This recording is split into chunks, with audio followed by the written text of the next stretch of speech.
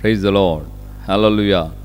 దేవుని పరిశుద్ధ నామానికి మహిమ కలుగును గాక. క్రీస్తునందు నా ప్రియమైన దేవుని బిడ్డలని మీ అందరికీ ఉదయకాలపు శుభములు తెలియచేస్తున్నాను. మన కార్మెల్ రివైవల్ మినిస్ట్రీస్ తరపున దేవుడు అనుదినము ఈ అభిషేక వర్తమాన కార్యక్రమాలు మీకు అందించబడేటట్లుగా ప్రభు కృప చూపించి నడిపిస్తున్నారు. అందుకే దేవునికి మహిమ కలుగును గాక.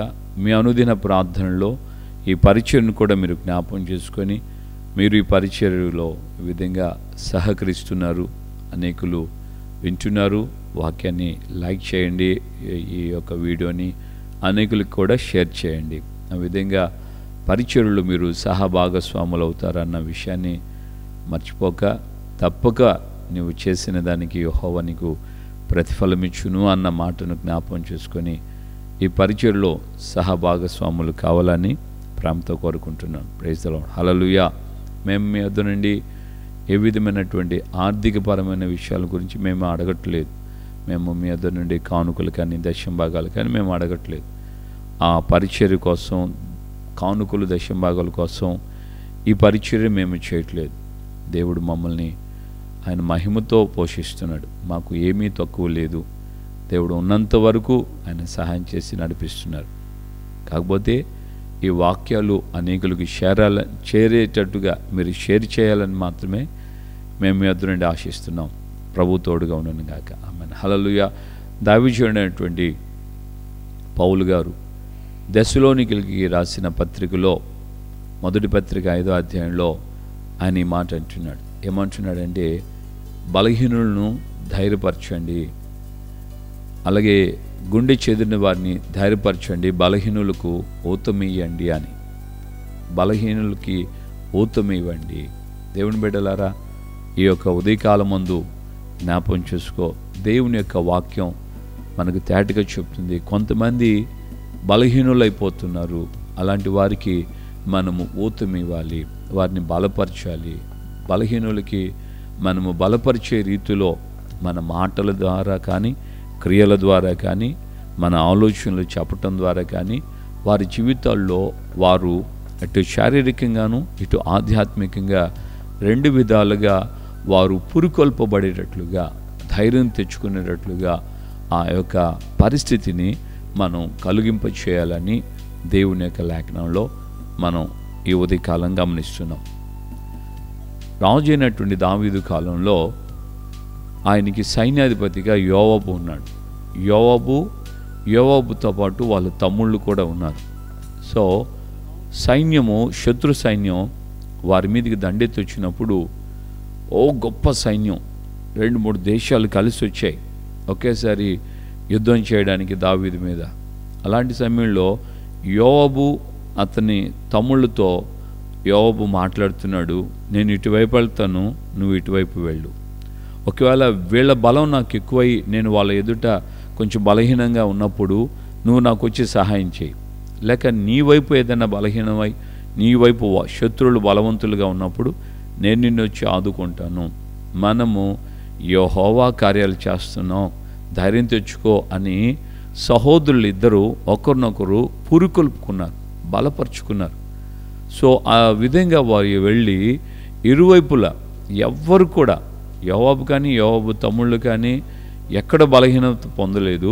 శత్రులు వారికంటే గొప్పోళ్ళుగా 2-3 దేశాలు కలిసి వచ్చినప్పటికీ కూడా, విస్తారమైనప్పటికీ కూడా వీళ్ళకి దేవుని యొక్క కృపను బట్టి, వీళ్ళు చెప్పుకున్న దేవుని మాటను బట్టి మనము దేవుని యుద్ధాలు చేస్తున్నాం, దేవుడే మనకు సహాయకుడని వారు బలపరుచుకున్నారు, ఊతమించుకున్నారు, ఒకరికొరికి ఆదరణ కలుగు చేసుకున్నారు, విశ్వాసాన్ని, ధైర్యాన్ని కలుగు చేసుకున్న కారణంగా వారు ఇద్దరు కూడా 2 వైపులు వెళ్ళి యుద్ధం చేసి ఒకేసారి శత్రులందరినీ నిర్మూలపరిచి గొప్ప జయాన్ని వారు అందుకున్నారు. దేవునికి మహిమ కలుగును గాక. ఈ ఉదయకాలం నీ వ్యక్తిగత జీవితంలో నీవును నీ తోటి విశ్వాసి, నీవు నీ తోటి ఇంటివారు కావచ్చు, అన్నదమ్ములు కావచ్చు, అక్కచెల్లెలు కావచ్చు, సహోదరులు, తోటి విశ్వాసులు కావచ్చు, స్త్రీలు కావచ్చు, పురుషులు కావచ్చు, నీ తోటి వారిని నీవు దేవుని బట్టి ఏ విధంగా వారికి ఎంకరేజ్మెంట్ చేయగలుగుతున్నావు, ఏ విధంగా వారిని పురుకొల్పగలుగుతున్నావు,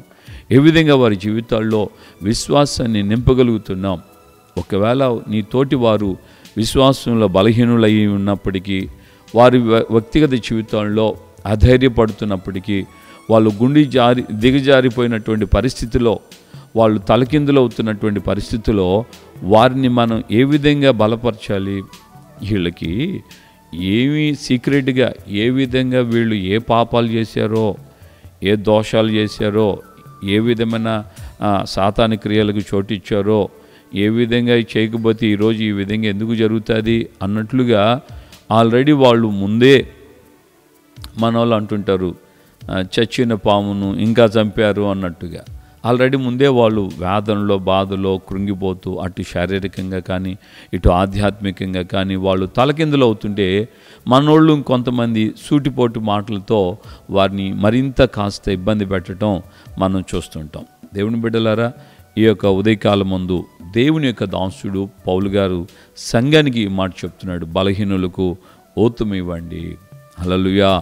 నా ప్రియమైనటువంటి దేవుని బిడ్డలుగా ఈరోజు ఈ యొక్క విన్న మాటను బట్టి యుద్ధ రంగము, మనం ఆధ్యాత్మికమైన జీవితమే ఒక యుద్ధ రంగం. ఈ యుద్ధ రంగంలో మనం ప్రతిదినం మనకు ఎదురుపడిన మన తోటి సహోదరుల్ని మనం ధైర్యపరచాలి. దేవుడు నీకు తోడుగా ఉన్నాడు, ధైర్యం తెచ్చుకో, ఆయన నిన్ను ఎన్నడూ విడువడు, ఎన్నడూ ఎడబాయుడు అన్నటువంటి విశ్వాసం నీకు కలిగి నువ్వు ఆ విధమైన విశ్వాసాన్ని పెంపొందించుకొని నీతో పాటు ఉన్నవారందరినీ కూడా నువ్వు ధైర్యపరచాలి. నువ్వు విశ్వాసంలో వారిని బలపరిచేటట్లుగా మన ప్రతిక్రియ ఉండాలి. దేవునికి మహిమ కలుగును గాక. హల్లెలూయా. గనుక ఈ యొక్క ఉదయకాలం ముందు ఈ మాటలు విన్న నీవు దేవుని సేవకుల ద్వారా నువ్వు ఏ పరిస్థితుల్లో ఉన్నా సరే, దేవుడు నీకు తాను ఇచ్చినటువంటి వాగ్దానం ప్రకారంగా నీకు ఆయన సహాయం చేసేవాడని నువ్వు గుర్తెరిగి ఖచ్చితంగా ఆ యొక్క వాక్యం యందు విశ్వాసంతో నువ్వు ముందుకు కొనసాగించబడినప్పుడు నిశ్చయముగా దేవుడు నీకు తోడై ఉంటాడు. నీకు దేవుని ఎదురుండి నీకు సహాయము రావటం మాత్రమే కాదు, నిశ్చయముగా దేవుడు నీ ద్వారా కూడా అనేకులకి సహాయం అనుగ్రహిస్తాడు. అనేకుల యొక్క దిశ నిర్దేశం నీ ద్వారా కూడా జరిగేటట్లుగా ప్రభు సహాయం చేస్తాడు. ప్రార్థన చేసుకుందామా? దేవుని దగ్గర మంచి మనసుతో అడుగు. నన్ను బలపరిచినట్లయితే నేను అనేకులను బలపరుస్తా ప్రభువా, నాకు సహాయం చేయండి, నాకు ఊతం ఇవ్వండి, నాకు ఆదరణ కలుగు చేయండి, నాకు ఆధారముగా మీరు ఉండండి. నేను అనేకులకి మీ యొక్క ప్రేమను తెలియచేస్తాను. మీ యొద్ద నుండి నేను పొందిన అనుభవాలు ఇతరులు కూడా పంచి వారి యొక్క బలహీనతలో వారికి ఊతం ఇచ్చేటట్లుగా నేను కృషి చేస్తానని దేవుని అడిగితే నిశ్చయముగా ఆయన నీకు సహాయం చేస్తాడు. ప్రార్థన చేసుకుందాం. ప్రేమగల తండ్రి, మీకు వందనాలు. ఈ ఉదయకాలం ముందు ఈ క్లుప్త సందేశం ద్వారా మాతో మీరు మాట్లాడి మమ్మల్ని మీరు ధైర్యపరిచారు, బలపరిచారు అయ్యా, ఊతం ఇచ్చారు మీ వాక్యం ద్వారాను, మీ సన్నిధి ద్వారాను, మీ ఆత్మ ద్వారా.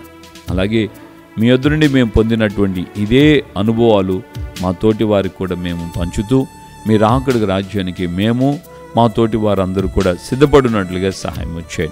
ఘనత, మహిమ, ప్రభావాలు మీరు మాత్రమే పొందమని యేసయ్య పరిశుద్ధ నామములో ప్రార్థన చేసి పొంది ఉన్నాము తండ్రి. ఆమేన్. మన ప్రభువును రక్షకుడైన యేసుక్రీస్తు యొక్క కృపయు, తండ్రి అయిన దేవుని ప్రేమ, పరిశుద్ధాత్మిక అన్యోన్య సహవాసం, సమాధానం ఇప్పుడు ఎల్లప్పుడు సకల పరిశుద్ధులకి మనకును ప్రభు రాకడ పర్యంతం కృపతోడేవుడి నడిపించును గాక. ఆమేన్, ఆమేన్, ఆమేన్. హల్లెలూయా. ప్రభువుకి అందరికీ వందనాలు.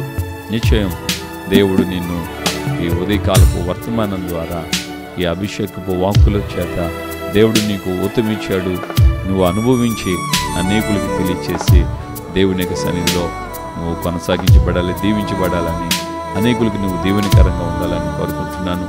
ప్రభు మీకు తోడుగా ఉంటుంది.